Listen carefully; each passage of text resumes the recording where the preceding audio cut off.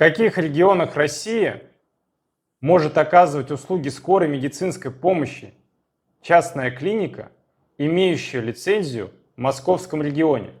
Может ли она оказывать услуги в другом регионе? Сейчас разберем вместе. Всем привет! Сегодня поговорим с вами об услугах скорой медицинской помощи, а именно, возможно ли оказание скорой медицинской помощи по всей территории России, имея лицензию только в одном регионе страны. Начнем с живого примера. Пациент отдыхал в Краснодарском крае, в Сочи, на море, получил травму, перелом ноги. Он застрахован страховой компанией, его нужно транспортировать в Москву, так как у него страховка оплачивает его лечение.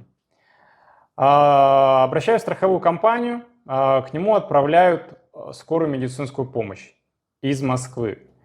Платная скорая медицинская помощь московского региона выезжает к пациенту, осматривает пациента на месте, оказывает предварительную медицинскую помощь до транспортировки и в последующем транспортирует его в московский стационар для последующего лечения. В данной ситуации мы с вами видим, что московская скорая помощь платная оказывала также в Краснодарском крае медицинскую помощь. И в этом нет никаких нарушений.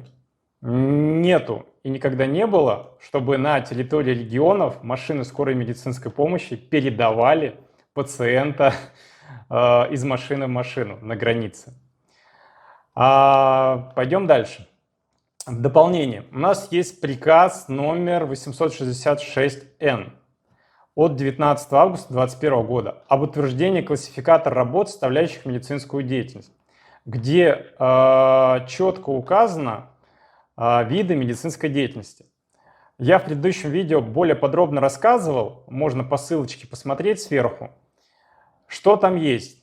Там есть скорая медицинская помощь, делится на следующие виды оказания помощи: в амбулаторных условиях, вне медицинской организации, в стационарных условиях.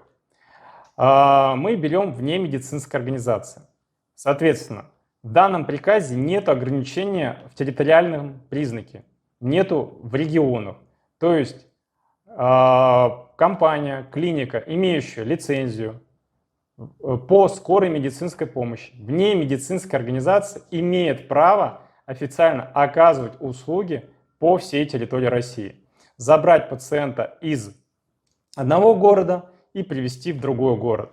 Также региональная скорая медицинская помощь другого округа может приехать, забрать пациента из Москвы и доставить в соответствующий регион. В этом проблем нет. Переместимся дальше. У нас имеется, часто проводят государственные заказчики тендеры, закупки на услуги скорой медицинской помощи, а также на медицинское сопровождение массовых мероприятий. Что мы там видим? Часто я там вижу, что заказчики нарушают закон о контрактной системе и пишут ограничения, так как они пишут часто, что якобы скорая медицинская помощь должна иметь лицензию в данном территориальном округе. На основании чего такое ограничение? У нас нету ни приказов, ни постановлений, что скорая медицинская помощь оказывает только услуги в своем регионе. Соответственно, есть у меня уже решение УФАС, где сказано, что заказчик ограничивает круг поставщиков для участия. Ссылочку я оставлю под этим видео, можно будет посмотреть и ознакомиться. Также по этой ссылочке можно ознакомиться с дополнительным решением, вторым, где указано, что вне медицинской организации услуги скорой медицинской помощи могут оказываться и в другом регионе.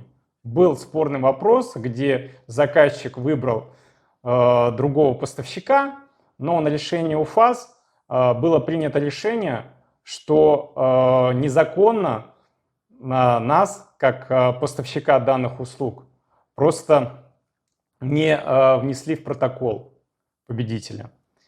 Поэтому заказчики часто нарушают закон, федеральный закон, закон о контрактной системе, а также приказ Минздрава, так как в приказе Минздрава нет ограничений в территориальном округе оказания медицинских услуг. Соответственно, если услуги скорой медицинской помощи оказываются не только в Москве, но и в другом регионе, также компания, имеющая лицензию в одном регионе, вправе оказывать услуги медицинского сопровождения массового мероприятия в другом регионе.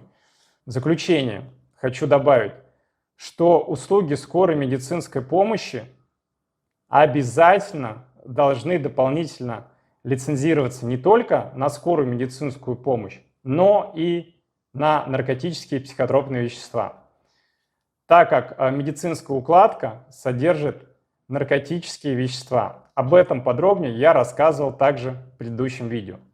Если вам потребуются услуги скорой медицинской помощи в Москве, Санкт-Петербурге, Сочи, либо в другом регионе страны, то оставляйте заявки, и наши специалисты обязательно вам помогут. Если понравился этот видеоролик, то ставь лайк, и мы вместе поднимем ценность этого видео. Всего вам доброго и будьте здоровы!